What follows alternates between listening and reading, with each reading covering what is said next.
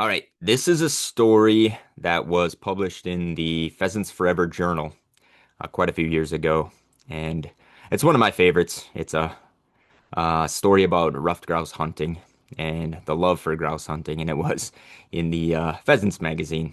So it's one of my favorite that I've ever written. It's called "There Will Be Blood" by Matt Soberg.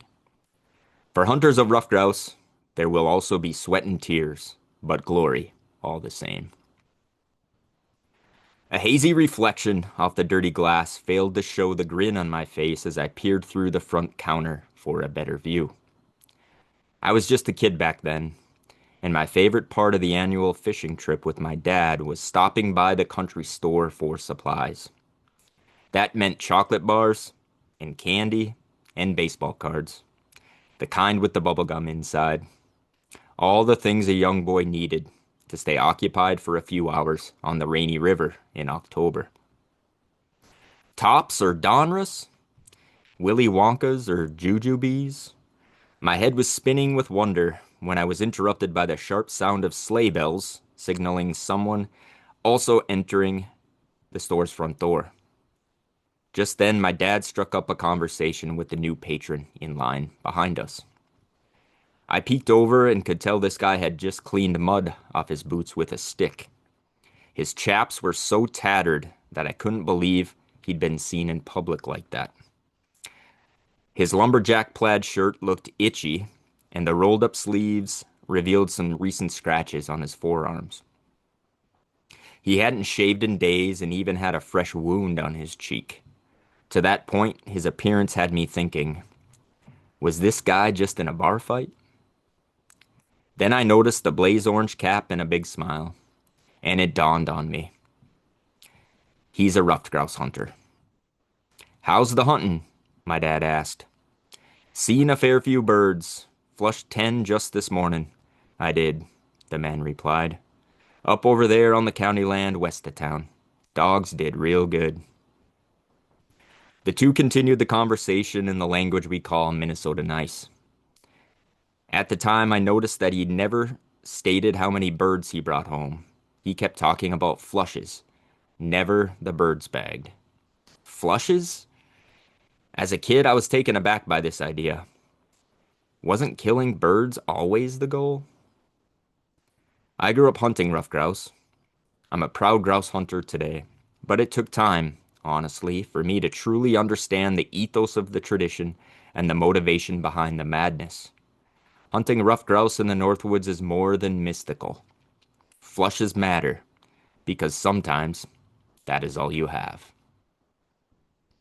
But this is certainly unique in the uplands and begs the question, what makes us come back for more, year after year? Because there will be blood, there will be sweat, and maybe even some tears sometimes. But there will be glory all the same. I can guarantee you that. Ruffed grouse hunting is the ultimate upland challenge, one that tests the mettle of every wing shooter but proves the existence of both the beauty and the beast inherent in our hunting heritage. There will be blood. Ruffed grouse live in the most gnarly and impenetrable haunts of the forest. They hide among shadowy, dense trees with tangling vines that grasp arms and legs and thorns that are long and sharp. The birds require these regenerating forests to survive. For food, for cover from predators, and safety to raise their chicks. To be successful, you must be willing to hunt where the birds are, to get scratched on the cheek or poked in the eye on occasion. The effort might cause physical pain, but to conquer the confrontation with nature is well worth the risk. Blur of birds. Often in early season, hunters only hear the flush in the green jungle of leaves. When a bird is seen, the image is a blur of brown for a mere second. Ruffed grouse shooting is quick and instinctive. William Harnden Foster, the well-known author and artist, helped invent the shooting sport of skeet. Skeet is an Old Norse word for shoot. Developed to replicate 12 scenarios of flying ruffed grouse. Shoot skeet, and you'll understand the premise of snap shooting to bag more birds. Access is easy. The Northwoods boasts millions of acres of public lands, especially in the western Great Lakes region. Minnesota alone promotes over 6 million, with more grouse harvested than any other state. Headquarters for the Ruffed Grouse Society is in Pennsylvania, and forest birds can be had in stretches of Appalachia. Ruffed grouse are hunted across the mountainous regions of the West. New England is historically renowned for its partridge hunting. Opportunities exist for day or weekend trips for many upland hunters across the nation. There will be sweat. Thousands of miles of logging roads and trails will take you to where the grouse live. Property lines are easily delineated on interactive agency mapping websites, apps such as OnX, or through good old county plat books. Hot tip: you can locate an old timer's hunting spots by flipping through their plat books to find the pages stained with coffee. Once you find a target, get the job done through time afield and sweat equity. Plan to burn calories and spend boot leather on these trails to find birds. Don't get lost.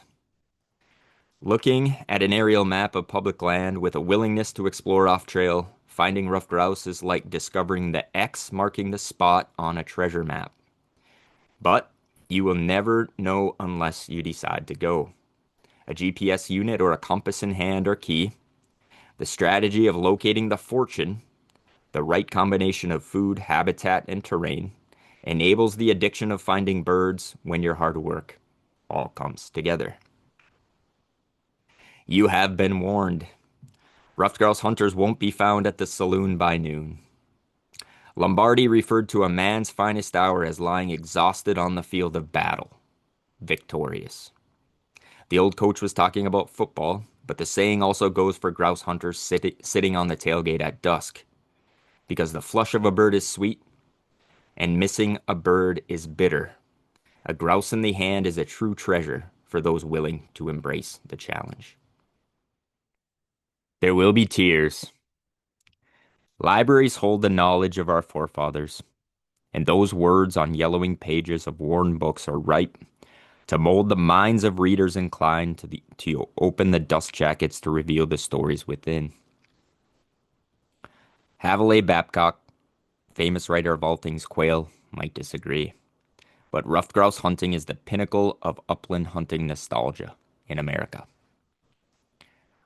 Ruffed grouse hunters are enamored with the poet laureate of the woods, Burton Spiller, and we also have Corey Ford, Gene Hill, and George Bird Evans, among other classic authors.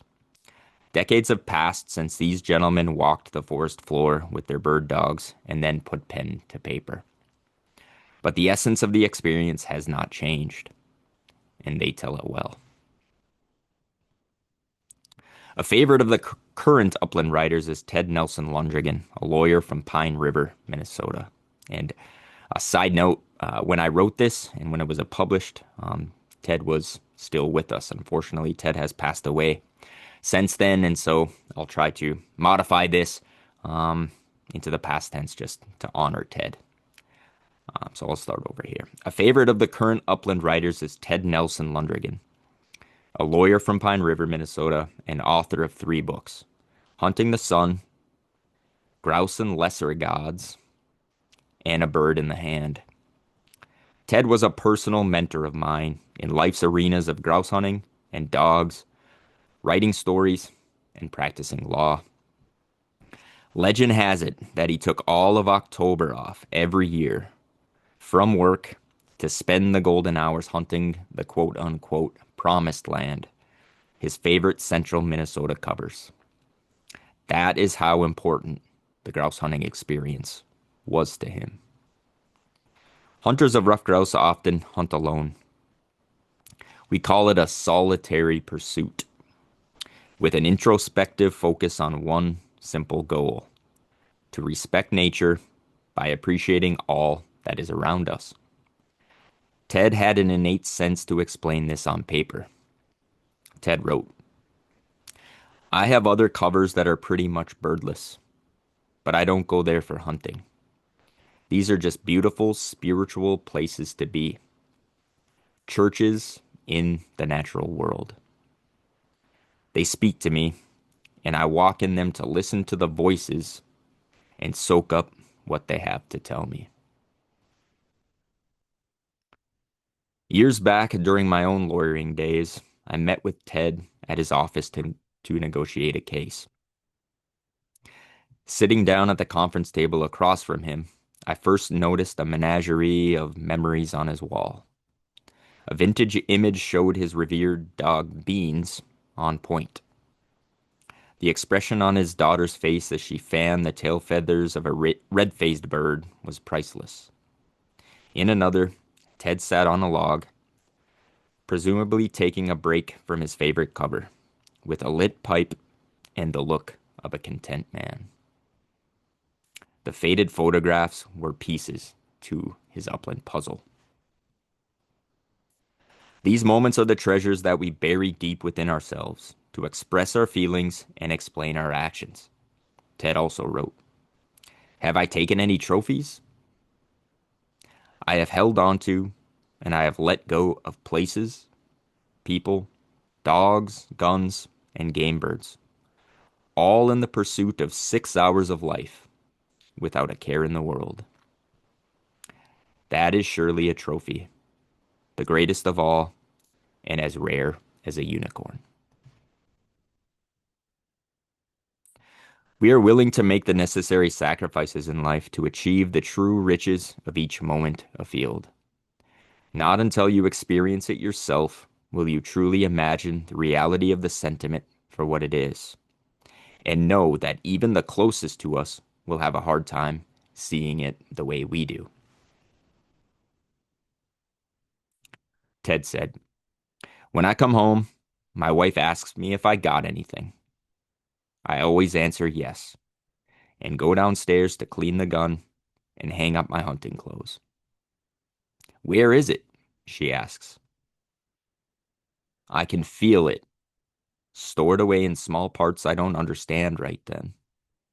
At times when I do understand, I get a lump in the throat and a thrill in the heart." As we talked that day, I asked Ted about each and every picture on his wall. Stories started to flood the room. I listened to his tales of dogs long gone. He described how the promised land inspired him to write stories on paper for all to read. I could tell that the cherished memories deep inside him were rising to the top.